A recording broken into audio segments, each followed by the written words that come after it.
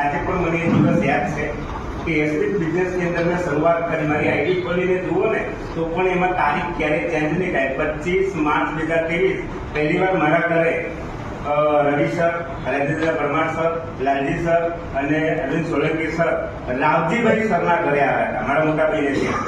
અને ત્યાં આગળ આવો પ્લાન સમજાવતા હતા, પણ ઘણી બધી કંપનીઓના કડવા થોડાક અનુભવના કારણે એકદમ આ વસ્તુ એક્સેપ્ટ નથી થતી. ડર લાગતો હતો કે હવે જીવન બગાડવું. મસ્ત પેન્ટરનો ધંધો ચાલતો હતો. મને ગંભીરામાં આવો ને તો નટુભાઈ પેન્ટરથી ઓળખે, પણ આજે યશબીના માધ્યમથી આજે ભરત દરબાર એક મોટું નામ બન્યું.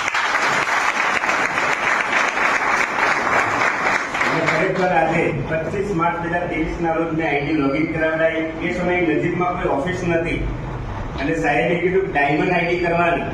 એટલે ડાયમંડ આઈડી કરવાની, એમાં કરવા સાહેબ ડાયમંડ કરવા તૈયાર છે, પણ બીજી ઝંઝટ ના આવે તો કરવા તૈયાર છે. તો અધર કંપનીની અંદર દર મહિને પ્રોડક્ટો વેચી અને બનવા જાય તો લીડર અને બની જો ફેર્યો.